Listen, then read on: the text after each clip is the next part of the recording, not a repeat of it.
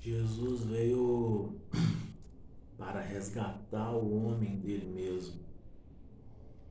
A continuidade aqui do livro de João, no capítulo 7, começa com a referida festa dos tabernáculos. Isso historicamente está compreendido mais ou menos entre o ano de 32 depois de Cristo, né, DC. E em João 7, capítulo 7, do versículo 1 ao 13, nós temos aqui a festa dos tabernáculos, né, descrito. Diz que depois disso Jesus andava pela Galiléia e já não queria andar pela Judéia, pois os judeus procuravam matá-lo. E essa estava próxima à festa dos judeus, né, dos tabernáculos. Disseram-lhe, pois, seus irmãos: sai daqui e vai para a Judéia, para que também seus discípulos vejam as obras que fazem, porque não há ninguém que procure ser conhecido, que faça alguma coisa em oculto. E faz essas coisas, manifesta-te ao mundo. Se faz nessas coisas, manifesta-se ao mundo, porque nem mesmo seus irmãos criam nele. Disse-lhe, pois, Jesus: ainda não é chegado o meu tempo. E ele diz uma coisa importante, né, sobre nós às vezes: mas o vosso tempo sempre está pronto. Ou seja, nós sempre achamos que estamos prontos, né? O mundo não vos pode odiar, mas eles me odeiam a mim, porque dele testifico que as obras são más. Então ele tinha essa testificação. Então, ao procurar ouvir alguém, um líder, né, você tem que tomar muito cuidado com essa testificação. Você vê que mesmo Jesus, sendo Jesus, ele foi testificado por João e procurava sempre essa testificação, né, do que ele dizia através, principalmente, das suas obras. Subi-vos a esta festa. Eu não subo ainda a esta festa, porque ainda o meu tempo não está cumprido, né? E havendo-lhe dito isso, ficou ainda na Galiléia. Mas quando seus irmãos já tinham subido à festa, então ele também subiu. Não em público, mas em oculto. Ele preferia a discrição, né? Ora, os judeus procuravam na festa e diziam: onde está ele? E havia uma grande murmuração entre a multidão a respeito dele. Diziam alguns que ele era um bom, outros diziam que ele enganava, né, o povo. Todavia ninguém falava dele abertamente por medo dos judeus. E aí tem uma definição, né, sobre o templo, né? Mas na metade da festa subiu Jesus ao templo e ensinava, e maravilhavam os judeus, dizendo: como sabe essas coisas, né, se não tem aprendido?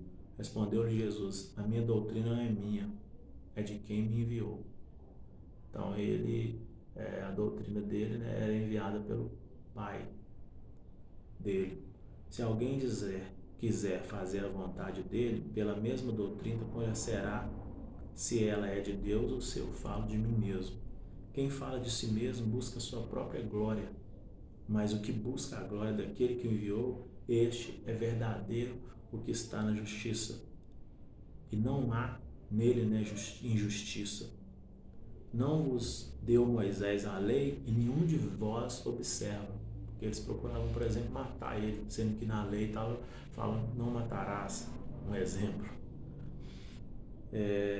Por que procurais matar-me? Ele continua aqui, né? A multidão respondeu e disse: tens demônio, quem procura matar-te? Jesus respondeu e lhe disse: fiz uma obra e todos maravilhais, pelo motivo de que Moisés vos deu a circuncisão. Não que fosse de Moisés, mas dos pais. No sábado não circuncidava os homens, ou seja, é uma prática, né, que, se você for olhar, se contradiz. Se o homem recebe a circuncisão no sábado, para que a lei de Moisés não seja quebrada, indignai-vos contra mim, porque no sábado curei de todo um homem. Não julguei segundo a aparência, é o que nós fazemos muito, né? Mas julgai segundo a reta justiça. Diziam então alguns de Jerusalém: não é este o que procuram matar? E ele, falando em público, não dizem nada. Porventura sabem verdadeiramente os príncipes que de fato este é o Cristo? Todavia bem sabemos de onde este é. Quando viram Cristo, ninguém sabe de onde ele é. Eles julgavam por ele ter vindo de um lugar, né, que eles não acreditavam que de lá viesse profeta. Clamava, pois, Jesus no templo, ensinando e dizendo: Vos conheceis-me e sabeis de onde sou. Eu não vim de mim mesmo, mas aquele que me enviou é verdadeiro, o qual vos não conheceis, mas eu conheço, porque dele sou e ele me enviou. Procuravam, pois, prendê-lo, mas ninguém lançou mão dele, porque ainda não era chegada a hora. E muito da multidão criou nele. Diziam: quando Cristo vier, fará ainda mais sinais do que este tem feito. O ser humano sempre busca mais, né?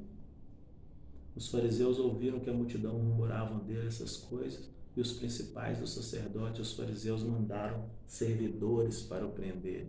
Disse-lhe, porém, Jesus: há um pouco de tempo e estarei convosco.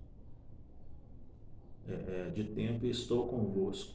Depois vou para aquele que me enviou. Então, quer dizer, um pouco de tempo ele ainda estaria com eles, porém, depois ele se retiraria para quem o enviou. Vós me buscareis e não me achareis. Interessante que esse dado aqui, ele refere a um dado histórico 37 anos mais tarde, né, quando Tito destruiria a cidade e o próprio templo, né, onde eles estavam. E onde eu estou, vos não podeis ir, né, onde ele estará, né? Disseram, pois, os judeus uns para os outros: para onde irá este que o não acharemos? Porventura para os dispersos entre os gregos ensinar? Irá porventura para os dispersos entre os gregos ensinará os gregos? Que palavra é essa que diz: buscai-me, eis e não me achareis? Eu estou, vós não podeis ir onde eu estou, né? Você vê que a dificuldade deles em compreender algo que é muito maior, né? Eles não tinham essa dimensão. Eles viam como se a escusa, né? Não tinha compreensão total.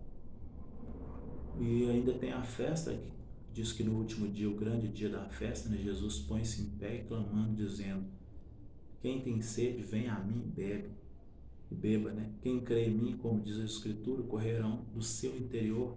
E isso disse ele do Espírito, né, que havia recebido os que neles criam, que o Espírito ainda não fora dado, pois ainda Jesus, né, não tinha corpo sido glorificado, né, após a crucificação. Aí nós vemos uma divisão ainda, né, ainda finalizando esse capítulo que começou, capítulo 7, né, do versículo 1 ao 13, depois do 14 ao 36, esse último que eu li de 37 a 39, finaliza com o de 40 a 53, que mostra uma divisão. Então, muitos da multidão, ouvindo essas palavras, diziam: verdadeiramente este profeta. Outros diziam: este é o Cristo. Mas diziam outros: vem, pois, o Cristo da Galileia? Né? Uma indagação. Isso revela que eles não ligavam biblicamente a Galileia com o Messias, evidenciando, né, uma notável ignorância, né, de uma predição lá do livro de Isaías 9:1. Não diz a Escritura que o Cristo vem da descendência de Davi, de Belém, da aldeia de onde era Davi? Cristo era da descendência de Davi, né? Nasceu em Belém. No entanto, parece que de certo modo eles não haviam entendido a predição de Miqueias, pensando que o Messias faria desse pequeno povoado sua residência. E o profeta Miqueias, né, ele ocultou isso, ele não disse isso, né?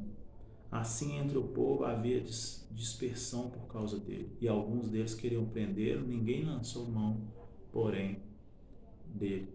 E os servidores foram ter com os príncipes sacerdotes e fariseus e perguntar: por que não o trouxestes? Responderam-lhe: nunca homem algum falou assim como este homem. Sabedoria, né, o conhecimento que ele tinha, que veio do Pai, não dele mesmo. A gente nunca vem de nós mesmos, né? Responderam-lhe, pois, os fariseus: também vos fostes enganados? Creu nele, porventura, algum dos principais ou dos fariseus, mas essa multidão que não sabe a lei é maldita.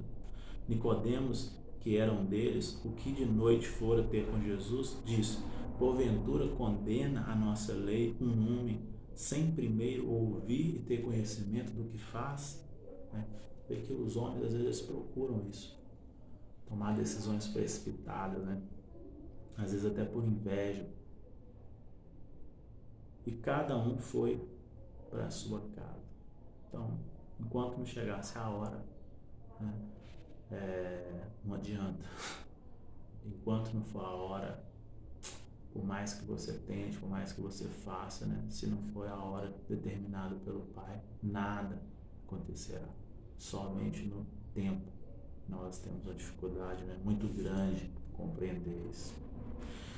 Que nós possamos ter paz de espírito e descansar no Senhor, que é muito difícil diante da nossa ansiedade, tamanha angústia, esperar. Não esperar do verbo esperar, mas do verbo esperançar, que não é simplesmente aguardar passivamente, mas ter calma e devê-lo e saber que somente na hora as coisas vão acontecer. Amém?